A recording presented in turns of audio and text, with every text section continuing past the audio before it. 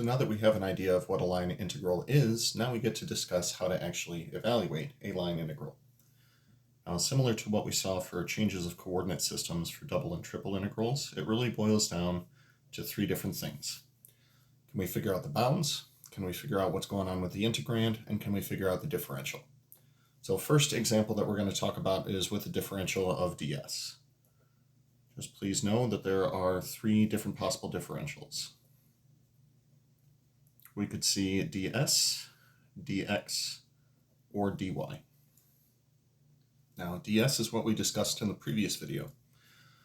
Your ability to evaluate a line integral starts with c.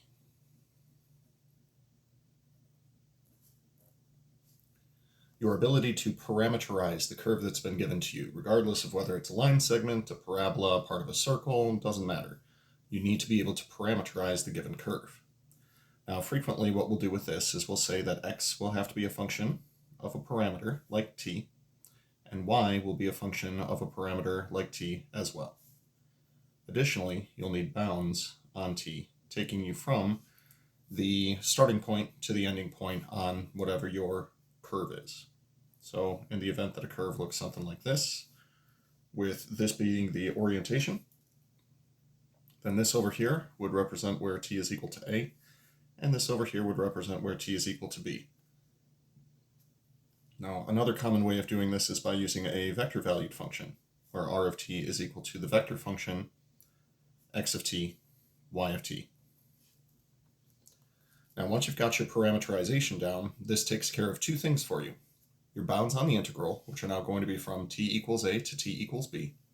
We'll parameterize the integrand in terms of t as well. And for ds, we're going to borrow a formula from way long ago. ds is going to be equal to the square root of dx dt, quantity squared, plus dy dt, quantity squared, dt.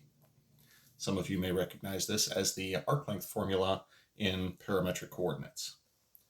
So in the event that you're able to do this, then you can evaluate the line integral over the curve c of f of xy ds as the following.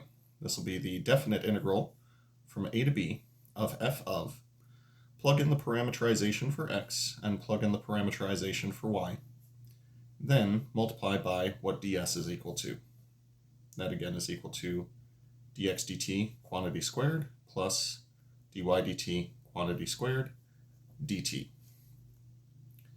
Now, for purposes of shortcuts, if you're interested, to square a couple things, add them together, and take a square root of the whole thing would also be the magnitude of a vector.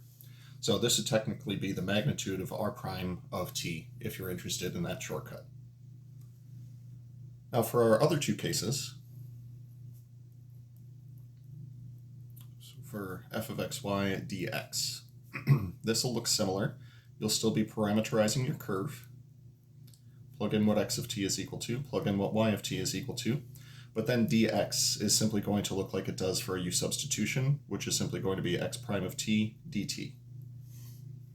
So this is where x is equal to x of t, and so dx, we take a derivative, and that'll be x prime of t times dt. Similar to what you would see for a substitution rule. And finally, in the event that you have a line integral that has a dy at the end of it, this will be the definite integral from a to b of f of x of t, y of t, times y prime of t dt. Similar to what we saw for the last case, if we have y is equal to y of t, that means that dy will simply be equal to y prime of t dt. Now, do keep your eyes peeled in the last two cases, because occasionally a line integral can have a portion that is dx and a portion that's dy, in which case you would want to do both of these things. So that might look like the following. So f of xy times dx plus g of xy dy. So this is certainly a possibility for something that you could see as well. In the event that you see both of these, then apply both of these substitutions.